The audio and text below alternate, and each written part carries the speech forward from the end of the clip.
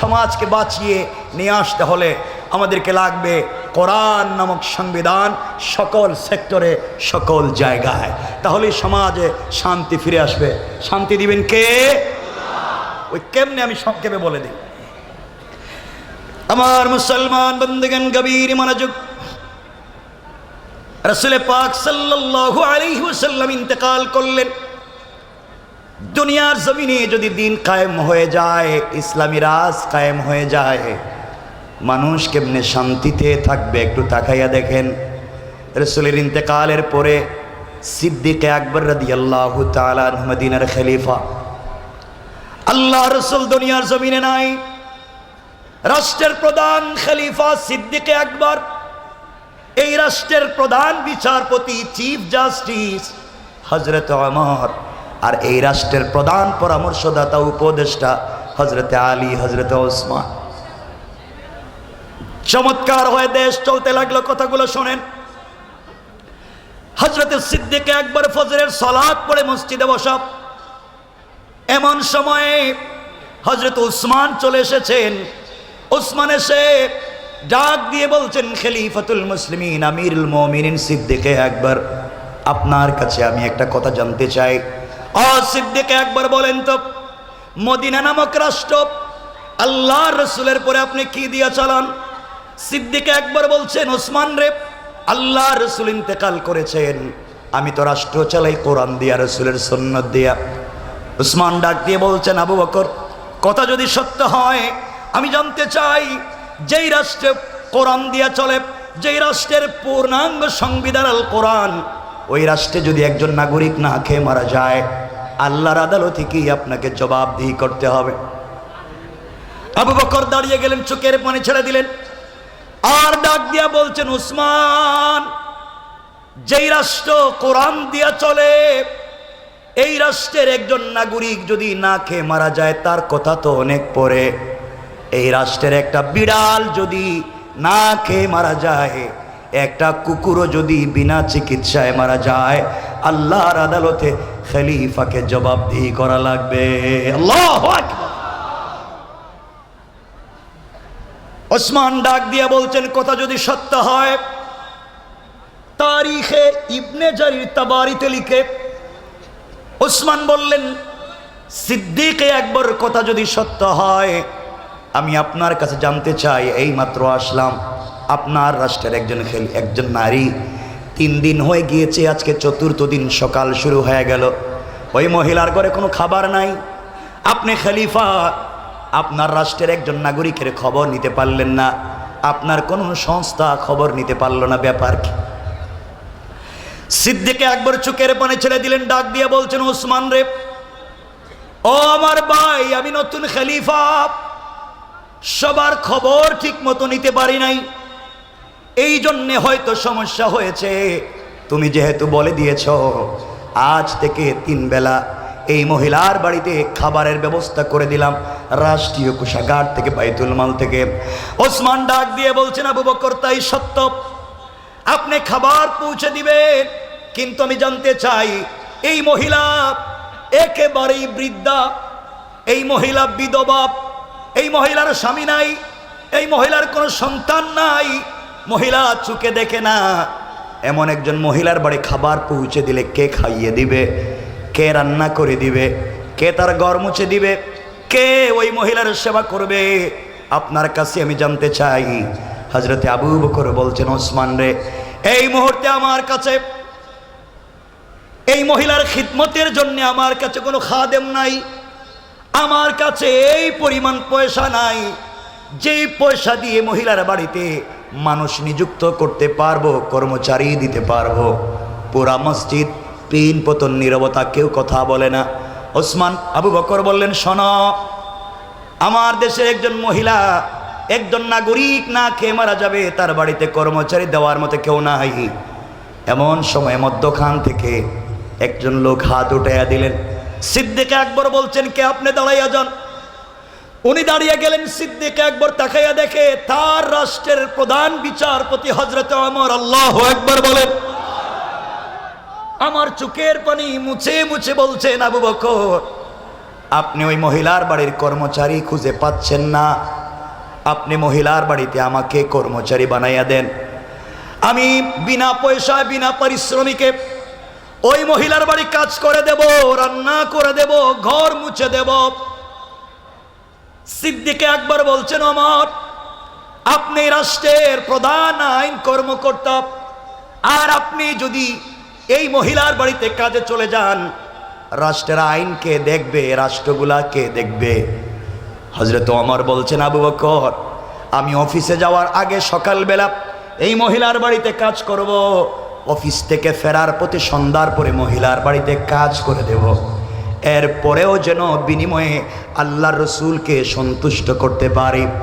হযরত সিদ্দিকে আকবর দাঁড়িয়ে গেলেন, বললেন, শোনো ওমর, ওই ওমরকে বলছেন যে ওমরের নাম শুনলে শয়তান রাস্তা চেঞ্জ করে, ওই ওমর যে ওমর রসুল পাকের মাথা কেটে দিতে গিয়েছে, আজ এই ওমর কোরআন নামক শিক্ষা পাওয়ার কারণে, দিন বুঝে আসবার কারণে বিনা পয়সায় একজন অন্ধ নাগরিকের বাড়িতে কাজ করে দিতে চায়। এটা পৃথিবীর কোনো ব্যক্তির, পৃথিবীর দুনিয়ার সাধারণ কোনো মানুষের আদর্শ দিয়ে কাজ হবে না। এই আদর্শ তৈরি করতে পারে একমাত্র আল কোরআন। কোরআন মানুষকে কেমনে পরিবর্তন করতে পারে। আবু বকর বলছেন, শোনো আমার, তাই যদি সত্য হয়, এক সপ্তাহ সময় দিলাম, এক সপ্তাহ যদি মহিলার বাড়িতে ঠিক মতো দায়িত্ব আদায় না করো, এক সপ্তাহ পরে তুমি আমার আদালতে জবাবদিহি করতে হবে। আর যদি ঠিক মতো চলতে না পারো, কিয়ামতের ময়দানে আল্লাহর রসুলের সামনে, আল্লাহর আদালতে তোমার বিরুদ্ধে আমি নালিশ করব। কথা সংক্ষেপ করে দিচ্ছি, সময় নিচ্ছি না। পরের দিন সকালবেলা ফজরের সালাত পড়ে নাস্তা সেরে হযরত ওমর অফিসে যাওয়ার আগে ওই মহিলার বাড়ি পৌঁছে গেলেন। দরজায় নক করে বলছেন, মা আমি আপনার বাড়ির নির্ধারিত খাদেম, রাষ্ট্রের পক্ষ থেকে আমাকে চাকরি দিয়েছে, বলেন আপনার কি করে দেওয়া লাগবে, রান্না করে দেওয়া লাগবে কিনা, ঘর মুছে দেওয়া লাগবে কিনা জানতে চাই। ঘরের ভিতর থেকে ক্ষীণখায় আওয়াজে একজন মহিলা ডাক দিয়ে বলছেন, যুবককে তোমাকে চিনতে পারলাম না। যুবক রে, তুমি আসার প্রায় 3 ঘন্টা আগে আরেকজন যুবক এসে আমার ঘরের সবগুলা কাজ করে দিয়ে চলে গিয়েছে। আমার চিন্তায় পড়ে গেলেন, দায়িত্ব আমার, রাষ্ট্রের পক্ষ থেকে কর্তব্য আমার, কে করে দিয়ে আমাকে বিপদে ফেলে দে। অফিসে সারাদিন ভাল লাগে নাই, সিদ্ধান্ত নিলেন আগামীকালকে ফজরের সালাত পড়ে নাস্তা না করে পৌঁছে যাব মহিলার বাড়িতে। পৌঁছে গেলেন, সংক্ষেপ করে বলি, পরের দিন ফজরের সালাম ফিরাইয়া দৌড়াইয়া মহিলার বাড়িতে পৌঁছে গেলেন। ডাক দিয়া বলছেন, আম্মা জান আমি আপনার বাড়ির নির্ধারিত খাদেম, আপনি বলেন না কি করে দেওয়া লাগবে মা, রান্না করে দেওয়া লাগবে কি করে দিতে চাই। মহিলার জবাব দিচ্ছেন, বাবারে আজও তুমি আসতে দেরি করে ফেলেছ, তুমি আসার 2 ঘন্টা আগে আরেকজন যুবক এসে আমার ঘর মুছে দিয়া আমাকে গোসল করাইয়া রান্না করে নিজের হাতে আমাকে খাইয়ে দিয়ে চলে গিয়েছে। আমার আর নিজেকে সামলিয়ে রাখতে পারলেন না, ব্যাপার কি, আমি এত বড় পরীক্ষায় পড়েছি, কে ওই কাজ করে আমাকে বিপদে ফেলে দেয়। পরের দিন সিদ্ধান্ত নিলেন, ফজরের সালাতের আগে, তাহাজ্জুদের সালাতের পরে ওই মহিলার বাড়ি পৌঁছে যাবেন। যেই কথা সেই কাজ। পরের দিন, তৃতীয় দিন, ওই মহিলার বাড়িতে হযরত ওমর পৌঁছে গেলেন ফজরের সালাতের আগে। ডাক দিয়ে বলছেন, মা আপনার বাড়িতে কি করে দেওয়া লাগবে বলেন, আমি এসেছি, রান্না করে দেওয়া লাগলে বলেন মা। ঘরের ভিতর থেকে মহিলা জবাব দিচ্ছেন, যুবক রে আজও আসতে দেরি করে ফেলেছ, তুমি আসার প্রায় 1 ঘন্টা আগে আরেকজন যুবক এসে নিজের হাতে আমাকে খাইয়ে দিয়া আমার হাত উপর দিকে উঠাইয়া চোখে দেখি না বিড়বিড় করে কি যেন দোয়া করলো। আমার হাত তার মাথায় বুলাইয়া ডাক দিয়া বলেছে, মা আমার জন্য দোয়া করবেন। কিয়ামতের দিনে আল্লাহর আদালতে আমাকে আসামি বানাইয়েন না। এইভাবে কান্নাকাটি করে কি যেন একটা যুবক চলে গেল, আমি বুঝতে পারলাম না। অমরের মাথা গরম, ঠান্ডা আর হয় না। অফিসে গেলেন, কাজ করতে ভাল লাগে না। পরের দিন সিদ্ধান্ত নিলেন আজকে তাহাজ্জুদের সলাতের আগে যাবো। তাহাজ্জুদের সলাতের আগে নাঙ্গা তরবারি হাতে নিয়েছে, কুশমুক্ত তরবারি, যুদ্ধের পোশাক পরেছেন, আর সিদ্ধান্ত নিয়েছেন আজ আর কোনো কথা শুনতে পারি না, যারেই পাবো তার শরীর থেকে মাথা আলাদা করে দিব। আমাকে বিপদে ফেলে দিয়েছে, এত বড় বিপদগ্রস্ত কি আমাকে করা যায়? কেমনেই কাজ করলো কে? সংক্ষেপ কথা, হযরত ওমর তাহাজ্জুদের সলাতের আগে পৌঁছে গেলেন। ওই মহিলার বাড়ির দরজার সামনে গিয়ে দেখে মহিলার ঘরের ভিতরে মিটমিট করে আলো জ্বলে, আর গুনগুন করে একটা জোয়ানের কথা শোনা যায়। হযরত ওমর বললেন, এবার তুমি আমার হাতে ধরা পড়ে গিয়েছো, আর বাঁচবা না। এই বলে তরবারি হাতে নিয়ে অন্ধকারে দাঁড়িয়ে আছে, দেখলেই মেরে ফেলবে।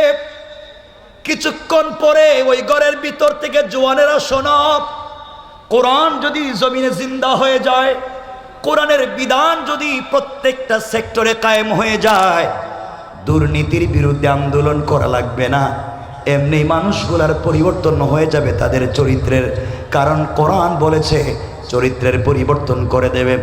আমার বন্ধুগণ, আমার দাঁড়িয়ে আছেন। এমন সময় দেখে একজন যুবক ঘর থেকে বের হইয়া মিটমিট পা দিয়া চলে যায়। ওমর চিৎকার করে বলছে, যুবক দাঁড়িয়ে যাও। আমি ওমর বলছি দাঁড়িয়ে যাও। এক পাও সামনে নিবা না, এক পা যদি সামনের দিকে আগাও, আমি ওমর তোমার শরীর থেকে মাথাটাকে আলাদা করে দেব। হযরতে ওমর এই কথা বলবার পরে আগন্তুক উপর দিকে দুটা হাত উঠাইয়া মাথাটা নিচের দিকে করে সারেন্ডার হয়ে গিয়েছে, কোনো কথা বাড়ায় না। হযরতে ওমর আস্তে আস্তে করে আগন্তুকের কাছে পৌঁছে গিয়েছেন। আগন্তুকের কাছে গিয়া আগন্তুকের চেহারার দিকে তাকাইয়া ওমর নিজেকে আর সামলিয়ে রাখতে পারলেন না, আর সহ্য করতে পারলেন না। হাতের তরবারি ফেলে দিলেন, আর এই যুবকটাকে জড়িয়ে ধরে আসমানের দিকে তাকাইয়া ডাক দিয়া বলেছে, আল্লাহ,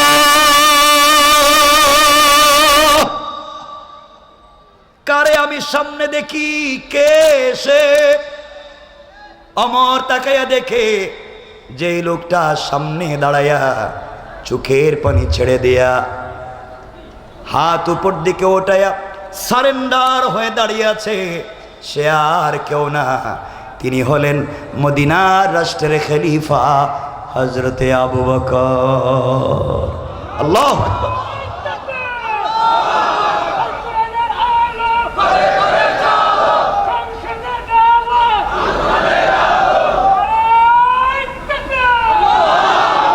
হযরত ওমর চোখের পানি ছেড়ে দিলেন, কাঁদতে লাগলেন।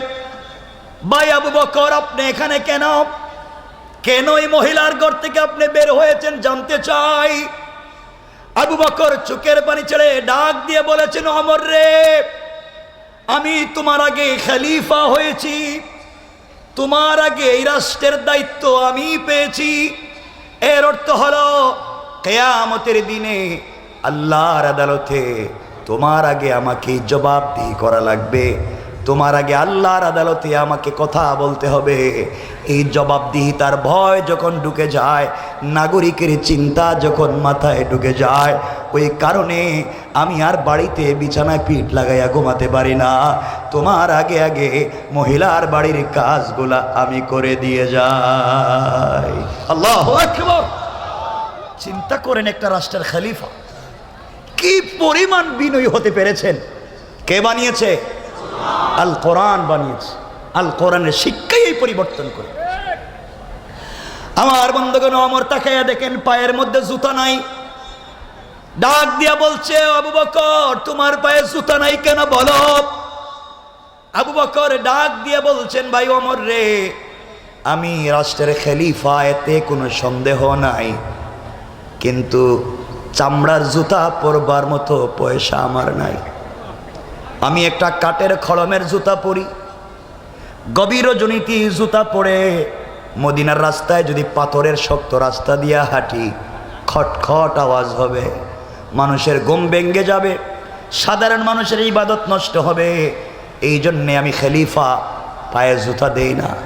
একটা রাষ্ট্রের খলিফা চামড়ার জুতা পরবার মতো পয়সা নাই, আর আমাদের দেশের বদমাইশেরা জনগণের টাকা মেরে মেরে বিদেশে তারা পাচার করে বাড়িঘর বানায়। ঠিক কিনা বলেন? এই জন্য আল্লাহ বলেছেন, কিতাবুন আনজালনাহু ইলাইকা লিতুখরিজান নাসা মিনাজ যুলুমাতি ইলান নূর। ও বন্ধু আমার, তোমার কাছে এমন একটা কিতাব আমি দিয়েছি, যেই কিতাবের নাম আল কোরআন। ওইটাকে যদি সুন্দর করে সমাজে চতুর্দিকে লাগিয়ে দেওয়া যায়, অন্ধকার থাকবে না, আলোকিত করে দিবেন। আওয়াজ করে বলেন কে? আরো জোরে বলেন কে? আমার বন্ধুগণ, কথাগুলো দিল দিয়ে শোনেন। তাহলে এতক্ষণের আলোচনার থেকে যেটা বুঝাতে চাইলাম, কোরআন যদি সকল জায়গায় পৌঁছে যায়, দিন যদি জিন্দা হয়ে যায়, সমাজে শয়তানি থাকবে? নাফরমানি থাকবে? চুরি ডাকাতি থাকবে? সন্ত্রাসী থাকবে? সুতরাং আমরা পরিষ্কার করে বলতে চাই, আমরা এই প্রজন্মের জওয়ান, আমরা এই প্রজন্মের জওয়ান যারা আমাদেরকে সন্ত্রাস আর জঙ্গি সাজাতে চায়। মানে রাখবেন, এই দেশের ইসলামী আন্দোলনের কর্মীরা সন্ত্রাস আর জঙ্গি হয় না, উলামায়ে কেরাম সন্ত্রাস আর চাঁদাবাজ হয় না।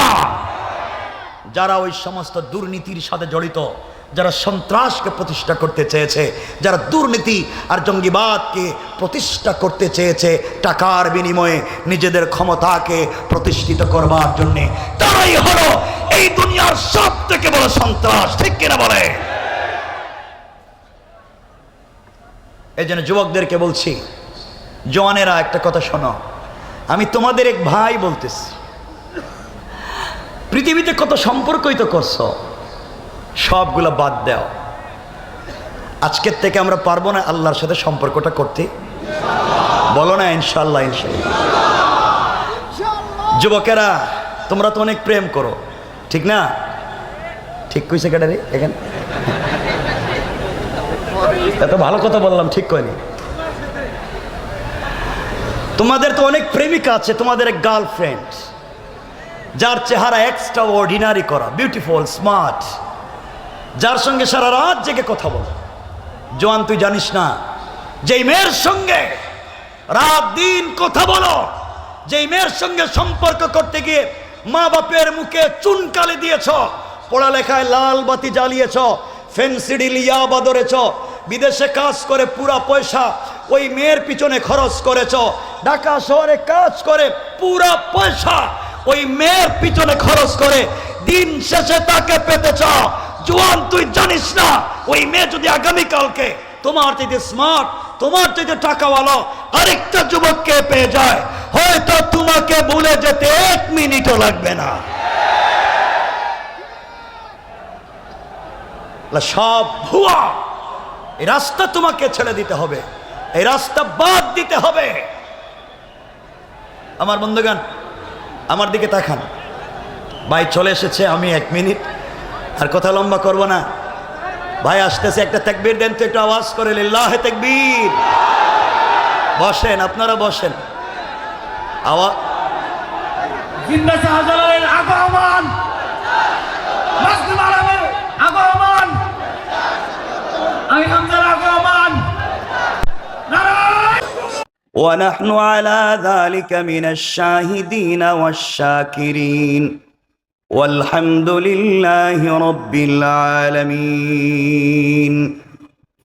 যারা আসতে পেরেছেন, যারা বসতে পেরেছেন, আল্লাহ পাক যাদেরকে আসবার সমূহ তৌফিক দিয়েছেন, সকলে আমার সঙ্গে নামাজের দুরূদ পড়েন। আল্লাহুম্মা সাল্লি আলা মুহাম্মাদিন ওয়া আলা আলি মুহাম্মাদ কামা সাল্লাইতা আলা ইব্রাহিম এই একটু কি উঠানো যায়? এটা কি উঠবে? হ্যাঁ। ইন্নাকা হামিদুম মাজিদ আল্লাহুম্মা বারিক আলা। একটু একটু যে কাছে আনতে পারো কিনা, নাইলে উঠাও। এতরি মাইক্রোফোন দিলে আকে মাইক্রোফোন ধরে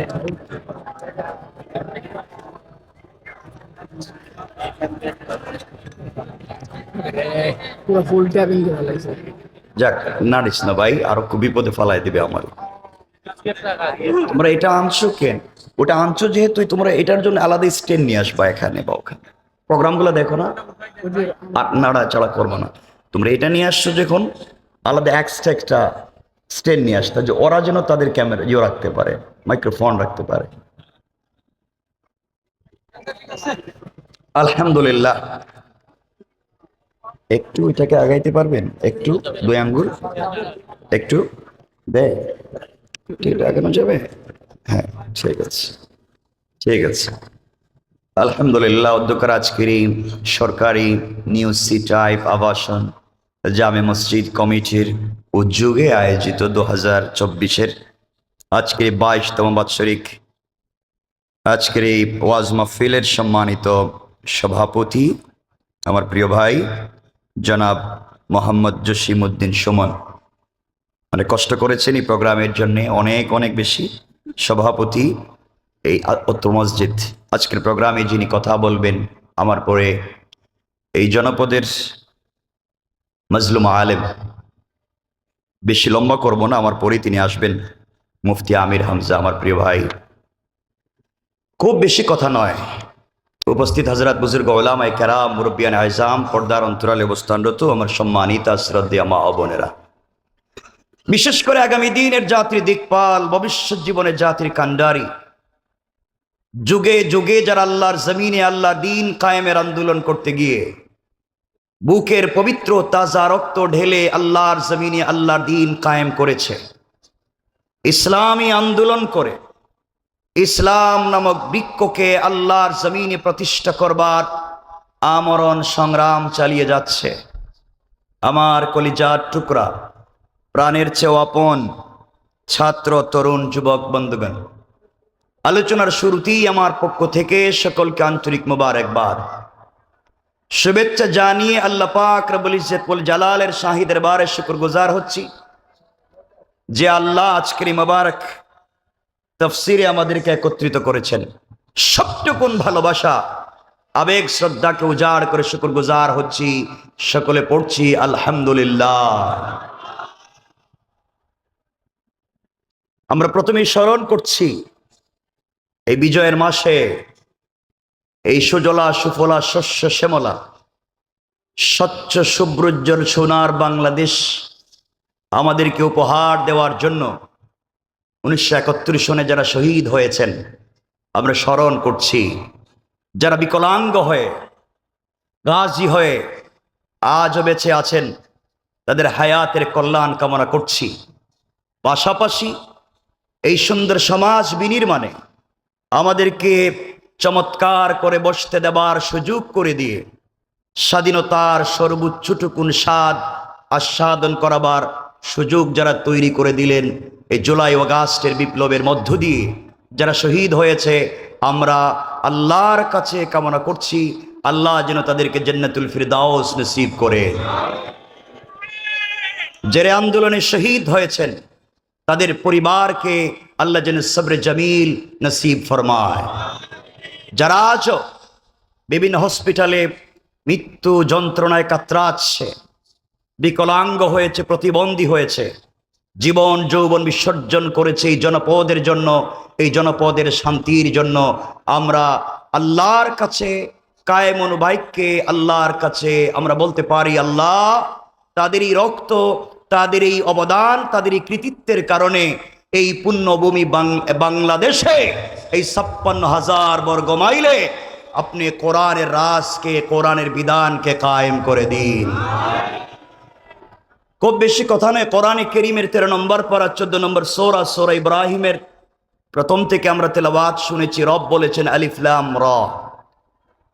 এখানে আমরা কথা বলতে পারবো না, যেহেতু এটা হুরুফে মুকাত্তাআত, সাংকেতিক চিহ্ন। এটা বন্ধুই বলতে পারে বন্ধুর সঙ্গে কেমনে কথা বলছে। অর্থাৎ কোনো চায়ের দোকানে বসে কোনো বন্ধু কথা বলছে, দোস্ত ওই যে গতকালকে একটা কথা বলছিলাম তোর মনে আছে? 100 জন মানুষের ভিতরে বন্ধুই বলতে পারে গতকালকে কি কথা বলেছিল। এটা সাংকেতিক ধ্বনি বলেছে, কেউ বুঝেনি। রব ও রসুলে পাকের সঙ্গে মেরাজে কি কথা বলেছিলেন, এই সাংকেতিক ধ্বনি ব্যবহার করার জন্য দিয়েছেন হরুফে মুকাত্তাত। বলছেন আলিফ লাম রা, বন্ধু ওই যে মেরাজের রাত্রে তোমার সঙ্গে যে কথা বলেছিলাম ওই যে ওঠা, কেউ বুঝেনি, তোমাকে বুঝাবার জন্য বলেছি আলিফ লাম রা, আলিফ লাম মিম, কাফ হা ইয়া আইন সাদ তা সিন মিম। এটা আল্লাহ জানেন আর তার রাসূল জানেন। আমরা এটাকে এখানে রাখলাম, পরবর্তী আলোচনার দিকে যাব। এরপরে যে শব্দ আল্লাহ বলেছেন কিতাবুন, কোরআন এমন একটা কিতাব, আনজালনাহু ইলাইকা, রাসূল যে আপনার প্রতি অবতীর্ণ করেছেন আপনার মহান প্রতিপালক। কেন অবতীর্ণ করেছেন? এই কোরআন দিয়ে আপনি কি করবেন? এই কোরআন দিয়ে আপনি কেউ মারা গেলে তার বাড়িতে 10 জন মিলে খতম পড়বেন।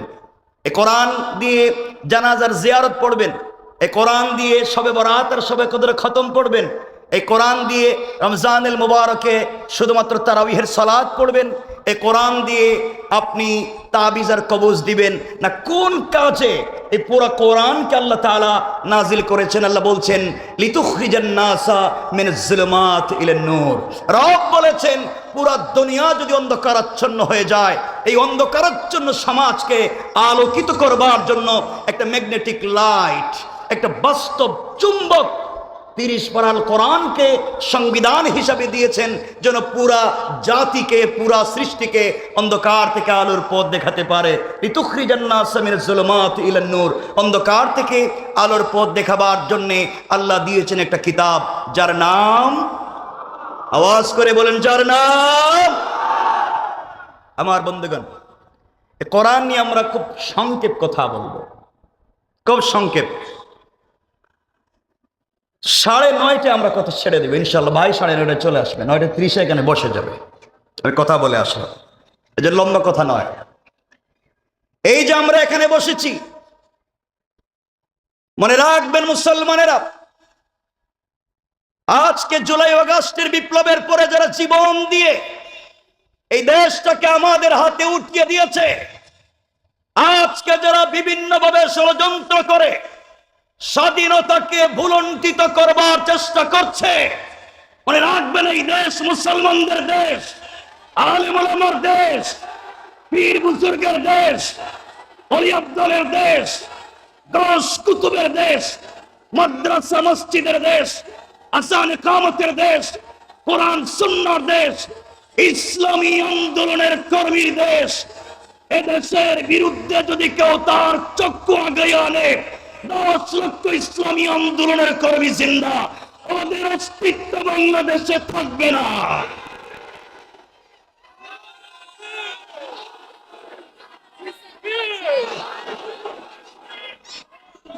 মনে রাখবেন মুসলমানেরা, সোনা মুসলমানেরা, এই বাংলাদেশকে যারা অস্থিতিশীল করতে চায়, যারা এই তরুণ জওয়ান যুবকদের রক্তের উপর দিয়ে ক্ষমতায় যেতে চায়, আমরা বলে দিচ্ছি এই ক্ষমতার জন্য শুধু একটা নির্বাচনের জন্য যুবকেরা জীবন দেয় নাই। বাংলাদেশ থেকে পুরা ফ্যাসিস্ট সিস্টেমকে বিলুপ্ত করে ফ্যাসিস্টের সমর্থন সহযোগী যারা, তাদেরকে পলায়ন করে যেতে হবে। মনে রাখতে হবে এই দেশ, এই সমৃদ্ধ সোনার বাংলা, এটা আজও আমাদের কাছে আমানত।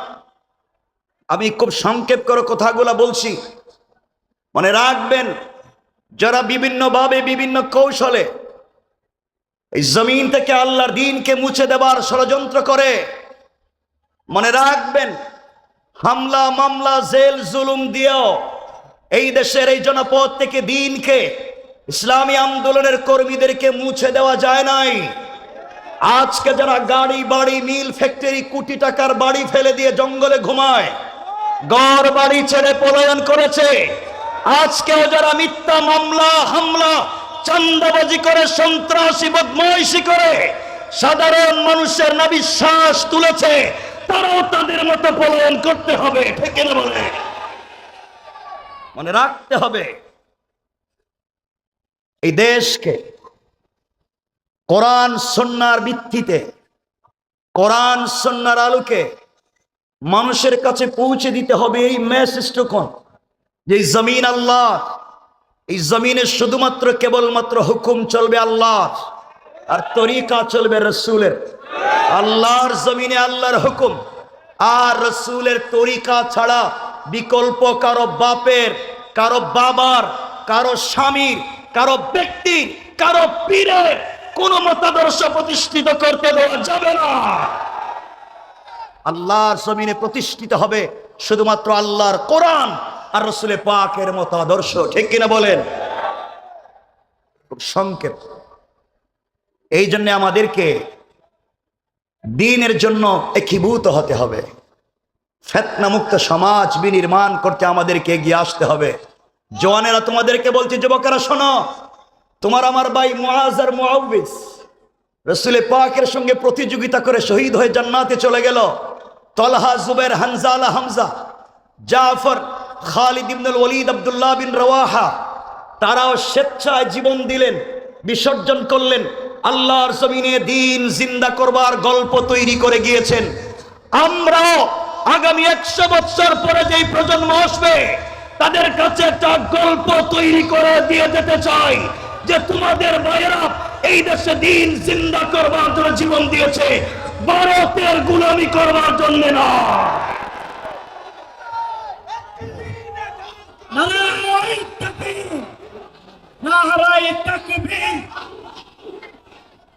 আল কোরআনের আলো জিন্দাবাদ, জিন্দাবাদ, জিন্দাবাদ, জিন্দাবাদ। বন্ধুগণ, কষ্ট হচ্ছে আপনাদের? আমিও লম্বা সময় মাঠে ছিলাম না, আপনারা জানেন। অনেকেই বাধ্য হয়ে আমাকেও দেশের বাইরে থাকতে হয়েছে, কতদিন ছিলাম না। আমি শুধু এতটুকুন বলতে চাই, জওয়ানেরা তোদেরকে বলছি, এই যুবকেরা তোমাদেরকে আবার বলছি, আমরাই পারবো, আমরাই পারবো। মনে রাখবেন যুবক, তোমাদেরকে বলছি, পড়ালেখায় মন দাও। শিক্ষাই একটা জাতিকে, শিক্ষাই একজন ব্যক্তিকে তার কল্পনার চাইতেও বেশি দূর নিয়ে যেতে পারে। এজন্য আমাদেরকে বেশি করে পড়তে হবে, চর্চা করতে হবে, কোরআনকে থিসিস করতে হবে, কোরআনকে অ্যানালাইজ করতে হবে। দেখো মাজলুমের পক্ষে কোরআন কি কথা বলছে, আমরা সেদিকে যাচ্ছি। আমার মুসলমান বন্ধুগণ, গভীর মনোযোগ। জমিনে যখন জুলুম ছড়িয়ে পড়ে, জালেমদের আনাগুনা যখন জমিনে বেড়ে যায়, আল্লাহ রাব্বুল ইজ্জত ওয়াল জালাল কোরআনে কারীমে তার বন্ধু হাবিবুল্লাহ রাসূল পাক সাল্লাল্লাহু আলাইহি ওয়াসাল্লামকে কি মেসেজ দিলেন, কি ইনফরমেশন, বার্তা দিলেন আমাদেরকে বোঝাবার জন্য। আল্লাহ কোরআনে বলছেন, ওয়ামা লাকুম লা তুকাতিলুনা ফি সাবিলিল্লাহ।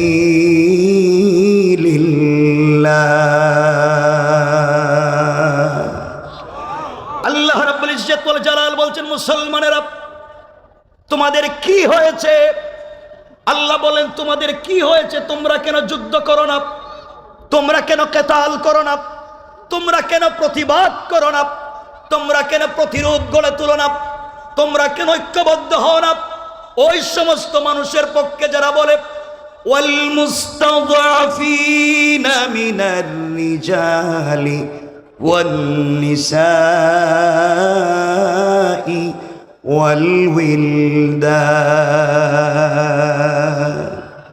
যেই দেশের বৃদ্ধ বৃদ্ধা, যেই দেশের নারী, যেই দেশের ছোট ছোট বাচ্চারা জালেমের শিকার হয়, জুলুমের শিকার হয়, জালেমের জুলমে আক্রান্ত হয়, আল্লাহর কাছে চিৎকার করে বলছে, যেই দেশের মাজলুমেরা, যেই দেশের বৃদ্ধ বৃদ্ধারা, যেই দেশের ছোট ছোট বাচ্চারা আল্লাহর কাছে ডাক দিয়ে বলছে, আল্লাহ আল্লাযীনা ইয়াকুলুনা রব্বানা আখরিজনা মিন হাযিহিল কারয়াতি যালিমি আহলুহা।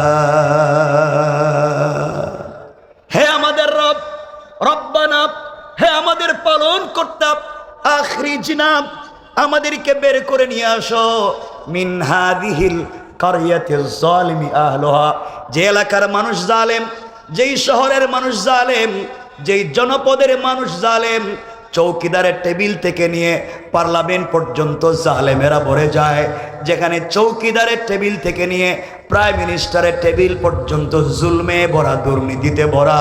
আয় আল্লাহ, এই দেশে আমরা কোরআনের কথা বলতে পারি না। আয় আল্লাহ, আমরা তোমার দ্বীনের আওয়াজ বুলন্দ করতে পারি না। আয় আল্লাহ তাআলা, তোমার রাসূলের তরিকার কথা সমাজে বলতে পারি না। আমাদেরকে নির্যাতন করা হয়, আমাদেরকে গুম করে ফেলে দেওয়া হয়, দুনিয়ার জমিন থেকে আমাদেরকে তুলে দেওয়া হয়। আয় আল্লাহ তাআলা, আমাদের বাচ্চাদেরকে কিডন্যাপ করা হয়, আমাদের সন্তানদেরকে গুলি করে প্রতিবন্ধী বানিয়ে দেওয়া হয়। আয় আল্লাহ, ওই দেশে থাকতে পারবো না, আমাদেরকে ওখান থেকে নিয়ে যাও। আর জালেমের রাজ্যে আমাদেরকে যদি মাজলুম বানিয়ে তুমি রাখতে হয়, তোমার কাছে দুই জিনিস চাইলাম। এক নাম্বার, ওয়াজআল লানা মিন লাদুনকা ওয়ালিয়া। আয় আল্লাহ তাআলা, জালেমের রাজ্যে তুমি যদি আমাদেরকে রাখতে হয়, জালেমের গ্রামে তুমি যদি আমাদেরকে রাখতে হয়, আয় আল্লাহ এভাবে ঠেলে দিও না। ওয়াজআল লানা মিন লাদুনকা ওয়ালিয়া, আমাদের জন্য একজন লিডারের ব্যবস্থা করে দেও, আমাদের জন্য একজন নেতার ব্যবস্থা করে দেও, যেই নেতার নেতৃত্বে আমরা আন্দোলন করে জীবন যৌবন বিসর্জন করে ওই নেতাকে সামনে রেখে আল্লাহর রাসূলের মতো তার সাহাবায়ে কেরাম যেভাবে তার হাতে হাতে হাত রেখে জিহাদের বায়াত নিয়েছে, আমরাও ওই নেতার নেতৃত্বে আন্দোলন করে বাংলাদেশ নামক রাষ্ট্রটাকে দ্বীন কায়েমের জায়গা তৈরি করতে চাই। আয় আল্লাহ তাআলা, শুধুমাত্র নেতা দিলেই হবে না। আমরা জানি তুমি শুধু নেতা দিলেই বিজয় আসবে না। রাসূল পাককে বদরের যুদ্ধে নেতা বানিয়েছ, এরপরও সাহায্য দিয়েছ।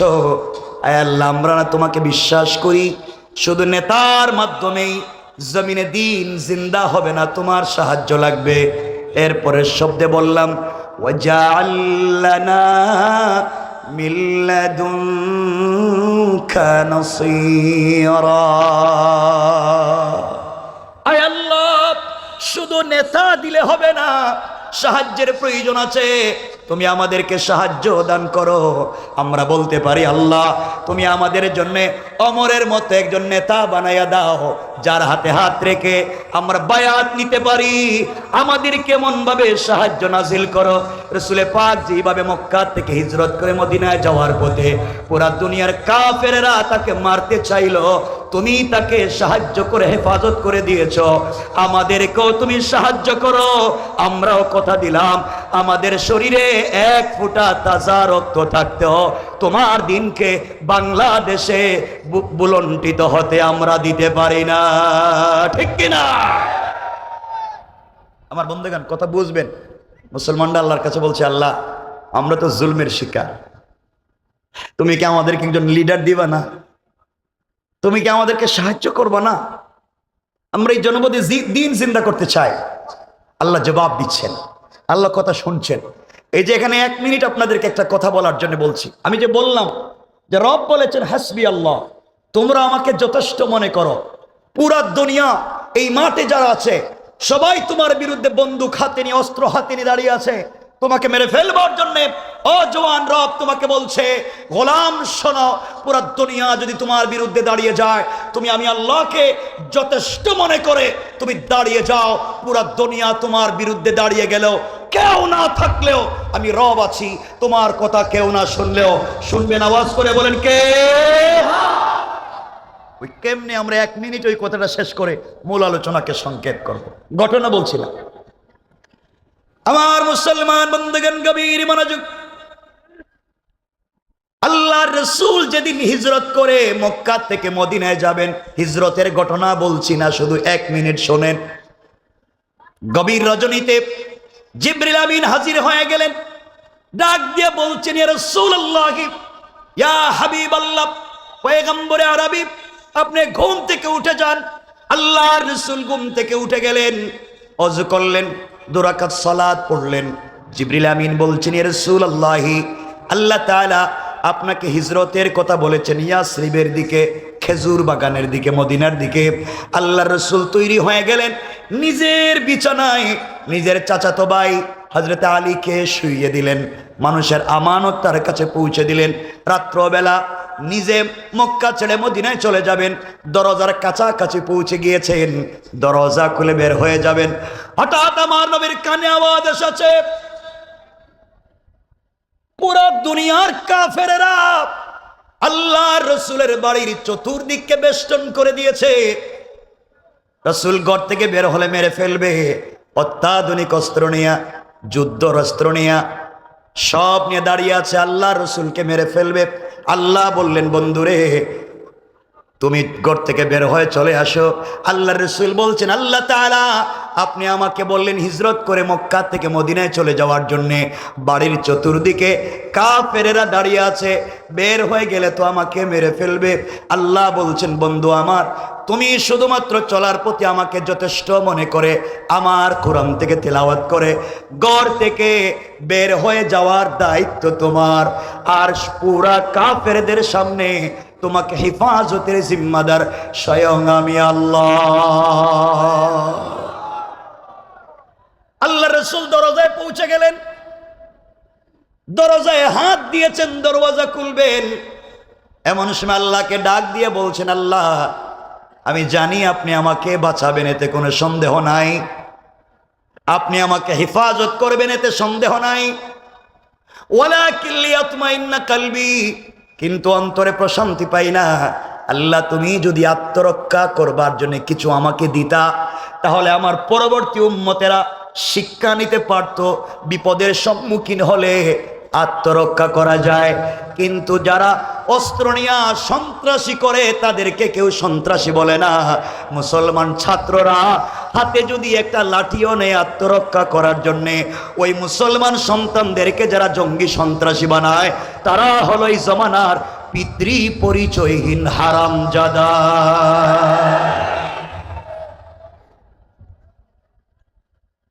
আমার মুসলমান বন্ধুগণ, কথাগুলা দিল দিয়া শোনেন। আল্লাহ বলছেন, বন্ধুরে কথা দিয়েছি তোমাকে হেফাজত করব গোটা দুনিয়ার সামনে, এরপরে তুমি আমাকে বলছো আত্মরক্ষার ব্যবস্থা করে দিতে। বন্ধু, হাতের মধ্যে কিছু কঙ্কর নিতে পারো, হাতের মধ্যে কিছু বালি নিতে পারো, হাতের মধ্যে কিছু পাথর নিতে পারো, আমাকে যথেষ্ট মনে করে কোরআন থেকে এখানে একটা ফু দিয়া সামনের দিকে নিক্ষেপ করতে পারো, কেউ তোমাকে দেখবে না। আল্লাহ রাসূল মুস্কি হেসে বলছেন, আল্লাহ তাআলা আমাকে আপনি বললেন ওদের হাতে অত্যাধুনিক অস্ত্র, ওরা ট্যাঙ্ক নিয়ে নেমে যায়, আমাদের ছাত্ররা রাস্তায় নামছে খালি হাতে, ওরা ইচ্ছা মতো পাখির মতো গুলি করেছে। মনে রাখবেন এই দিন তো শেষ হয়ে গেল, দুনিয়ায়ও আজকে কিয়ামতের আগ পর্যন্ত জবাবদিহি করতে হবে আল্লাহর আদালতে। আল্লাহর সামনে তোমাদেরকে আসামি বানাই আমরা বিচার দিলাম, কোন ঠিক কিনা? আমার বন্ধুগণ, এক পর্যায়ে আল্লাহ ডাক দিয়ে বলছেন, বন্ধুরে কঙ্কর গুলার দায়িত্ব তোমার, নিক্ষেপ করার হেফাজতের জিম্মাদার আমি। সংক্ষেপ কথা, রাসূলে পাক বালি অথবা কঙ্কর অথবা পাথর হাতে নিলেন, দরওয়াজা খুললেন, সামনের দিকে নিক্ষেপ করলেন, ডাইনে বামে পিছনে চতুর্দিকে কাফের। আল্লাহ রাসূল সামনের দিকে নিক্ষেপ করলেন, তাকায়া দেখেন চতুর্দিকের কাফেরদের চোখে চোখে পৌঁছে গিয়েছে। কেউ আল্লাহ রাসূলকে দেখতে পারলো না, চোখ রগড়াতে লাগলো, চোখ মুছতে লাগলো। আল্লাহ রাসূল মদিনায় পৌঁছে গেলেন, কেউ তাকে মারতে পারলো না। একদিন সুযোগ বুঝে আল্লাহ বলছেন, বন্ধুরে ওই দিন তুমি কেমনে মক্কা থেকে মদিনায় গিয়েছো, গোটা দুনিয়ার কাফেরেরা তোমার ঘরকে বেষ্টন করেছিল তোমাকে মেরে ফেলবার জন্যে, কিন্তু সবার চোখের সামনে চলে গেলাম, কেউ তোমাকে দেখলো না, অত্যাধুনিক অস্ত্র থাকবার পরেও কেউ তোমাকে মারতে পারলো না। কারণ কি? আল্লাহ রাসূল বলছেন, আল্লাহ আমি তো জানি না, আমি তো তোমাকে যথেষ্ট মনে করে আত্মরক্ষা করবার জন্য শুধু সামনের দিকে পাথর মারলাম, তাকাইয়া দেখি পাথর পিছনেও চলে গেছে, ডাইনে বামে আমি তো কোনো দিকে দেই নাই, কেমনে গেল আমি তো বলতে পারবো না। আমার আল্লাহ জবাব দিলেন, বন্ধু শোনা, ওয়ামা রমাইতা ইয রমাইতা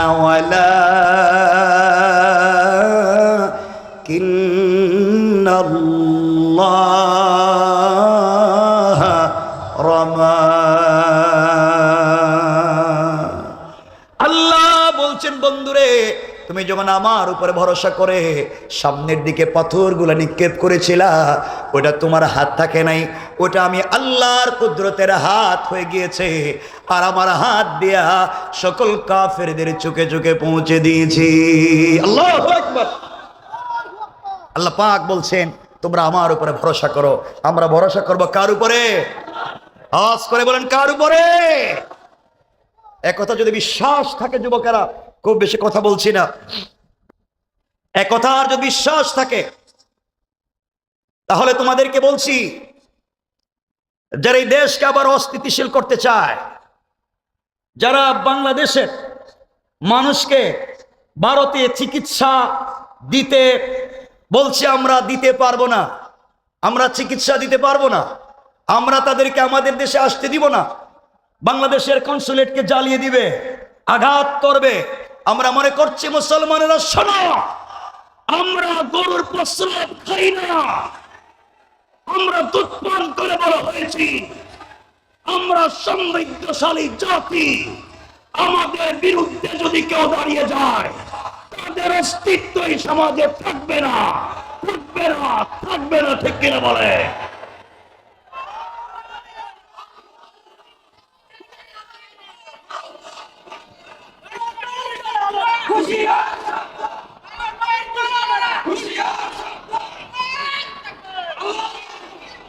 শোনো মুসলমানেরা, এই সমস্ত নোংরামিকে যারা এই দেশে বসে বসে খেয়ে পরে সাপোর্ট করে, সোশ্যাল মিডিয়ায় যারা এগুলাকে দিয়ে প্রোপাগান্ডা করে, মনে রাখবেন মুসলমানেরা, আমরা একজন জওয়ান খালিদ ইবনুল ওলীদের মতো দাঁড়িয়ে যাই, ওমরে ফারুকের মতো দাঁড়িয়ে যাই, হামজার মতো দাঁড়িয়ে যাই। আমরা কলিজা দিব, আমাদের মাতৃভূমি দিব না। মনে রাখবেন, আমরাই পারবো ইনশাআল্লাহ। শুধু শোনেন আমার বন্ধুগণ, যে কথা বলতে চাই, মুসলমানরা আল্লাহর কাছে বলেছে, আল্লাহ তোমার কাছেই সাহায্য চাইলাম, তোমার কাছে বলছি আমাদেরকে একজন নেতা দেও, তোমার কাছে বলছি আমাদেরকে সাহায্য দেও। এর পরের আয়াতে, অর্থাৎ পরের পৃষ্ঠার প্রথম আয়াতে আল্লাহ জবাব দিলেন। আমার আল্লাহ বললেন, আল্লাযীনা আমানু ইউকাতিলুনা ফি সাবিলিল্লাহ।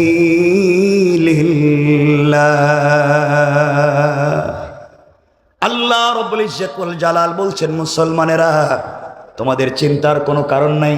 আল্লাযীনা আমানু, যারা ঈমান এনেছে, যারা নিজেদেরকে মুমিন দাবি করে, ভদ্র ভালো মানুষ দাবি করে, তারা তোমাদের পক্ষে প্রতিবাদ করবে, তোমাদের পক্ষে প্রতিবাদ করবে, সহযোগিতা করবে, সাপোর্ট দিবে।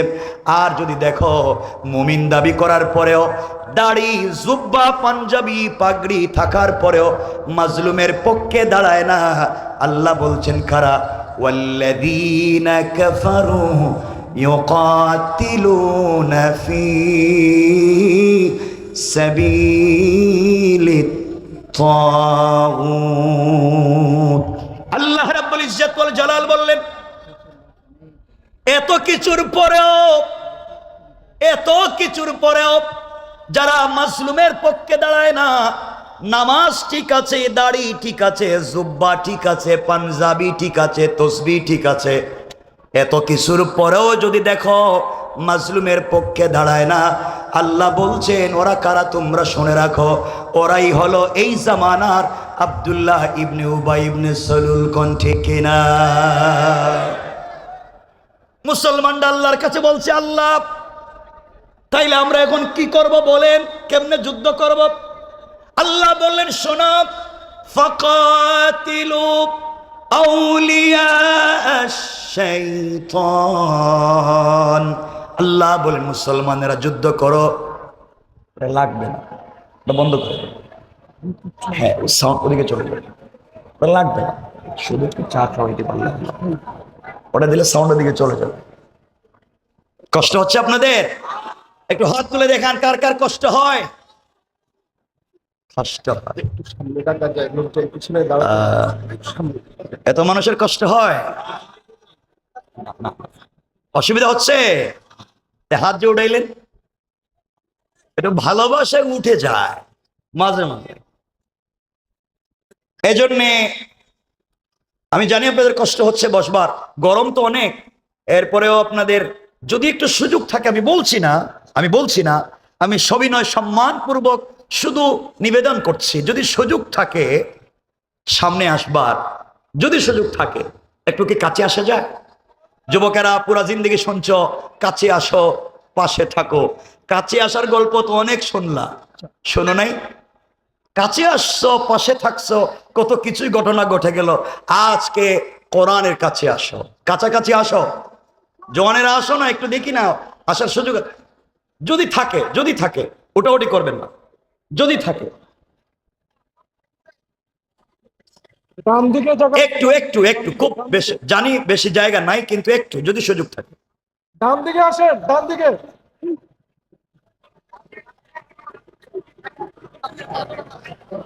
একটু কথা বলা যাবে না, কিন্তু কথা বলা যাবে না, কথা বললে তো সৌন্দর্য নষ্ট হয়ে যাবে।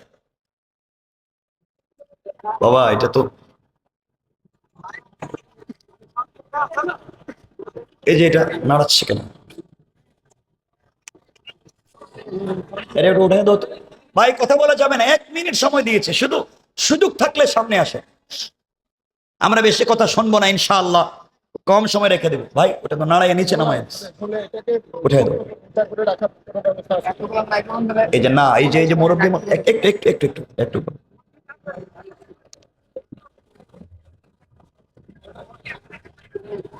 ঠিক আছে, ওগুলা তোমার দরকার নেই, ঠিক আছে। আমার কথা শোনা যায়? শোনা যায়? একটা তাকবীর দেওয়া যাবে? আওয়াজ করে দেওয়া যাবে লিল্লাহে তাকবীর? এটা জওয়ানদের না, এটা জওয়ানদের না। রাসূল পাকের সাহাবীরা 30 দিন হয়ে গিয়েছে যুদ্ধ করলেন, যুদ্ধের ময়দানে জয়লাভ করতে পারলেন না, রাসূল পাকের কাছে পাঠালেন, সাহাবায়ে কেরাম তাদের লিডারের কাছে পাঠালেন, যুদ্ধে জয়লাভ করতে পারছে না। তারা বললেন সকালবেলা ফজরের সালাতে মেসওয়াক করো আর তাকবীর ধ্বনি দাও। তাকবীর ধ্বনি দিলেন তো কাফেররা কেল্লা গেরাম দেশ ছেড়ে পলায়ন করছে। তা আমরা কি পারবো না ইনশাল্লাহ? একটু জওয়ান পারে না একটা তাকবীর তুলতে? কি পারে না কেউ? নাই?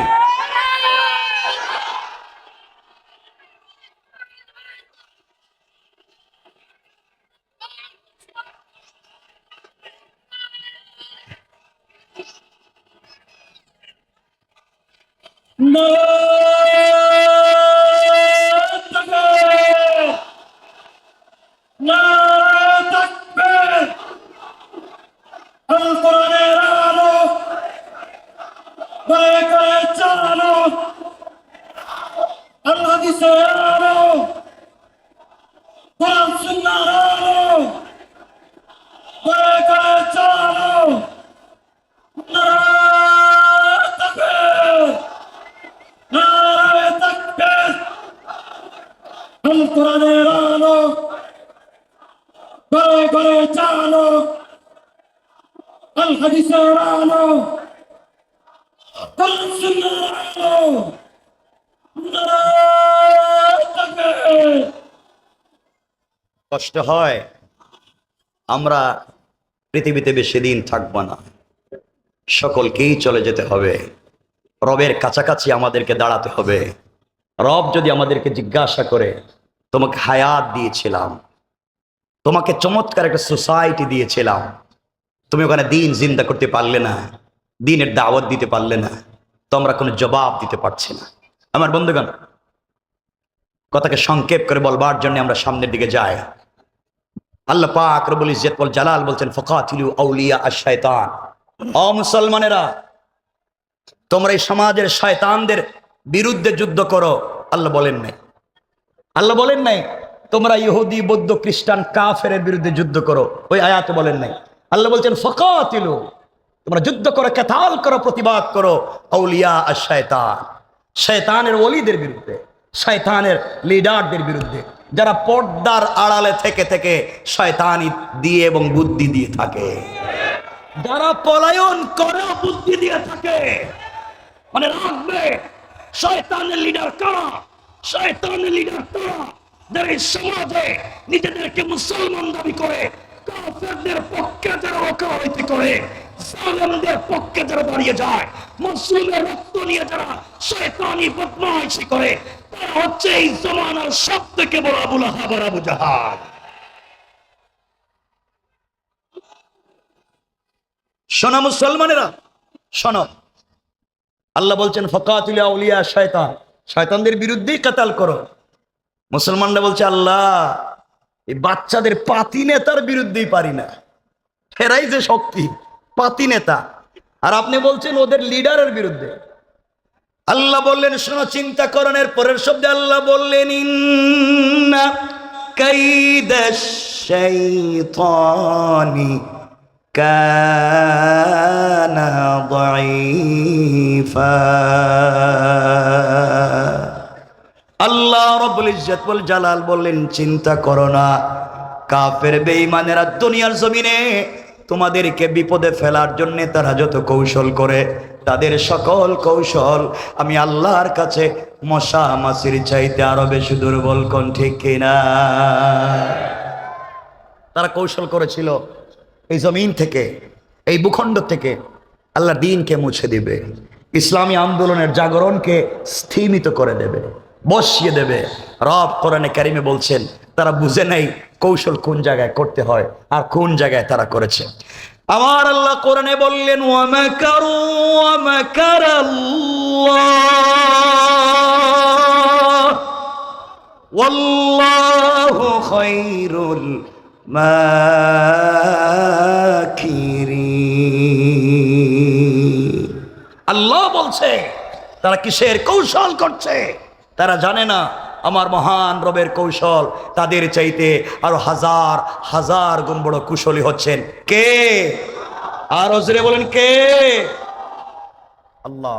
সুতরাং এই জমিনকে সমৃদ্ধ করতে হলে, এই জমিনকে চমৎকার করতে হলে ফেন্সিডিল, ইয়াবা, সুদ, ঘুষ, শয়তানি নাফরমানি সকল সেক্টর থেকে, কোনো একটা টেবিল নয়, চৌকিদারের টেবিল থেকে নিয়ে প্রাইম মিনিস্টার, প্রেসিডেন্টের টেবিল পর্যন্ত সকল দুর্নীতিমুক্ত একটা সমাজ এবং রাষ্ট্র ব্যবস্থাই যদি গড়ে তুলতে হয়, লাগবে একমাত্র কেবলমাত্র আল কোরআন। কি লাগবে? আল কোরআন যদি এই সমাজে প্রতিষ্ঠিত হয়ে যায়, শুধু মানুষ নয়, সকল সৃষ্টি জীব তার অধিকার ফিরে পাবে। কথা বলছেন না কেন? এই জন্য আমরা ফিতনা করব না। মনে রাখবেন, আমার কথা রাগ করতেছেন? শুধুমাত্র নামাজ পড়লাম, শুধুমাত্র কালিমা পড়লাম, এই পরিচয় দিয়ে আপনি আমি জান্নাতে যেতে পারবো না। কালিমা পড়লাম, এই পরিচয় দিয়ে জান্নাতে যেতে পারবো না। কতগুলো বুঝবেন? যারা ইউনিভার্সিটিতে পড়ছেন অথবা যারা ইউনিভার্সিটিতে পড়েছেন, আপনারা জানেন ইসলামিক স্টাডিজ একটা বিভাগ আছে না? ওখানে মুসলমান সন্তানদের পাশাপাশি, মুসলমান ছেলে মেয়েদের পাশাপাশি অনেক হিন্দু, বৌদ্ধ, ইহুদি, খ্রিস্টান, ভিন্ন ধর্মের মানুষও পড়ালেখা করে। কথা বলেন না কেন?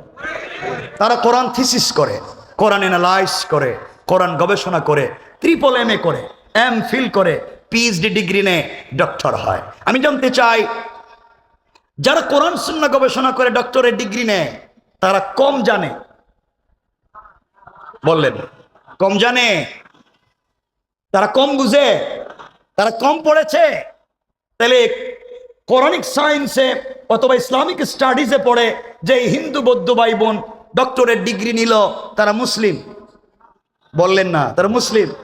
তারা জানতো না? কথা বলেন, জানতো না? তারা পড়ে নাই? তারা বুঝে নাই? তারা কোরআন গবেষণা করছে, জানছে, বুঝছে, পড়ছে, সব ঠিক, কিন্তু তাদের জানবার, বুঝবার, পড়বার সাথে নাই আল্লাহর তাওহীদ আর নাই রাসূলের রিসালাত।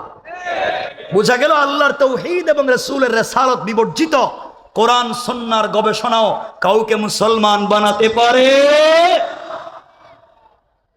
অনেকে বলতে পারেন তো আমরা সালাত পড়ি এই জন্য আমরা মুসলিম। আমি এই যে আল্লাহ পাকের জাতে পাকের শপথ করে বলছি, শুধু সালাত পড়লেই এই পরিচয় দিয়ে জান্নাতে যেতে পারবেন না। রব কোরআনে কারীমে বলছেন ফাওয়াইলুল লিল মুসাল্লিন, অনেক নামাজি তার নামাজই তাকে জাহান্নামে নিয়ে যাবে। কারণ অনেক লোক আছে এই সমাজে নামাজও পড়ে সুদ খায়, আছে না নাই? অনেক লোক আছে নামাজও পড়ে ঘুষও খায়, আছে না নাই? সমাজ তো নিচে চলে গিয়েছে।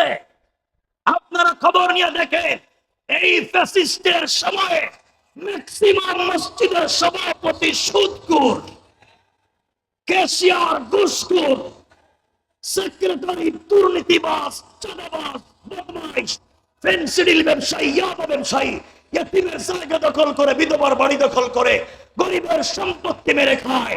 তাদেরকে মসজিদ থেকে তাড়িয়ে দিতে হবে, ঠিক কিনা বলে? শোনেন, সুতরাং এই রেজিমকে পুরো উপরে ফেলতে হলে তার সিস্টেমকে চেঞ্জ করে দিতে হবে। কথা কি বুঝতে পেরেছেন?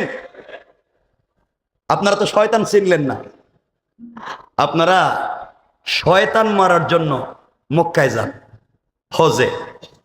গত হজের আগের হজে দেখলাম এক হাজি সাহেব হজে গিয়া জামারাতে শয়তান রে কঙ্কর মারতেছে, পাথর মারতে হয় না, মারতে মারতে বোধহয় রাগ উঠে গেছে গা, জুতা খুলে মারতেছে। শয়তান পুরা দেশে মাইল লেগে যায়, আর তুই এখানে বসে রইছিস। আমি আপনাদের কাছে জানতে চাই, যে শয়তানকে 10 লাখ খরচ করে জুতা মারতে গেলেন মক্কায়, এই শয়তান বাংলাদেশে দুর্নীতি করছে? কথা বলে আইছিল এখানে?